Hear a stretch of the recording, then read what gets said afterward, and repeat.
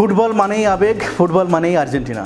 যখন প্রশ্ন ওঠে ম্যারাডোনা না মেসি কে সেরা, তখন গোটা বিশ্ব যেন ভাগ হয়ে যায় দুই মহারথীর ভক্তে। কিন্তু আর্জেন্টিনার কোচ স্ক্যালোনি, যিনি নিজেই দুজনকে কাছ থেকে দেখেছেন, যেখানে মেসি ও ম্যারাডোনা দুজনেই বিশ্বকাপ জিতিয়েছেন আর্জেন্টিনাকে, তবে অনেক দিন ধরেই চলে আসছে যে বিতর্ক, তা হলো কে সেরা, ডিয়েগো ম্যারাডোনা নাকি লিওনেল মেসি। তবে 2022 বিশ্বকাপের পর দুই আর্জেন্টাইন মহাতারকাকে ঘিরে তর্কটা আরও বেড়েছে। ম্যারাডোনা আর্জেন্টিনার 1986 বিশ্বকাপ জয়ের নায়ক। প্রায় একক কৃতিত্বে মুগ্ধতা ছড়িয়ে আর্জেন্টিনাকে বিশ্বকাপ জেতান ম্যারাডোনা। 36 বছর পর সেই আনন্দ আর্জেন্টাইনদের ফিরিয়ে দেন মেসি। তার হাত ধরেই 2022 সালে কাতারে বিশ্বকাপ ট্রফি উঁচিয়ে ধরে আর্জেন্টিনা। এই দুই মহাতারকার মধ্যে সেরা বেছে নিতে দ্বিধায় পড়তে দেখা যায় আর্জেন্টিনাদের। একই রকম দ্বিধায় পড়েছেন আর্জেন্টিনার বিশ্বকাপ জয়ী কোচ লিওনেল স্ক্যালোনিও। তবে শেষ পর্যন্ত দুজনের মধ্যে শীর্ষ মেসিকেই বেছে নিয়েছেন এই কোচ লিওনেল স্ক্যালোনি। কেন মেসিকে বেছে নিয়েছেন সেই ব্যাখ্যাও স্প্যানিশ সাংবাদিক ও ইউটিউবার চিরো লোপেসকে দিয়েছেন স্ক্যালোনি। সম্পূর্ণ বিস্তারিত থাকছে প্রতিবেদনের বাকি অংশে।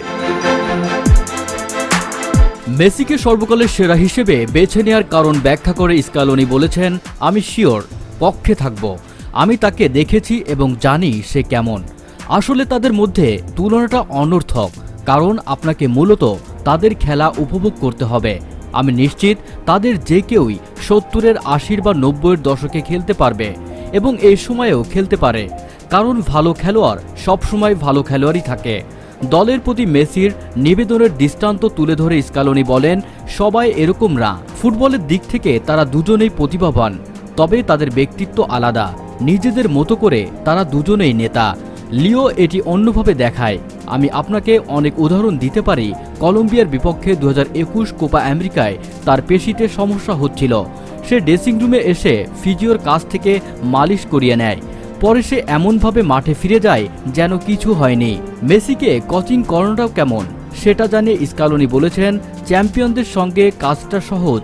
যখন আপনার দলে এমন কোনো খেলোয়াড় থাকে যে কিনা 5 বছর বয়স থেকেই লড়াই করে আসছে এবং সে জানে যে কিভাবে জিততে হয়, তখন বিষয়টা সহজ হয়ে যায়।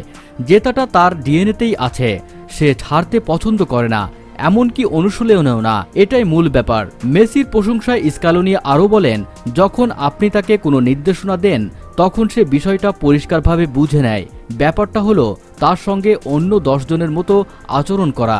এটা জেনেও যে সে অন্য কয়েকজন নয়। সে কখনোই দল গঠনের বিষয়ে হস্তক্ষেপ করেনি। তার এমন খেলোয়াড়দের প্রয়োজন যারা তার মতোই ভালো খেলে। সৌভাগ্যবশত আমাদের দলে এমন খেলোয়াড় আছে যারা দলকে আরও শক্তিশালী করে। মেসিদের কোচ স্ক্যালোনি অংশ নিলেন সাইক্লিং রেসে। কততম হলেন? এরপর স্ক্যালোনি ফিরে যান 1993 সালে ম্যারাডোনার নিউয়েলস ক্লাবে আগমনের মুহূর্তে। তাকে স্বাগত জানাতে যুব দলের সবাই মিলে বিখ্যাত সেই পতাকা উন্মোচনের অনুষ্ঠান করেছিলেন। একটি ছবি আছে যেখানে আমি তার পাশে দাঁড়িয়ে আছি।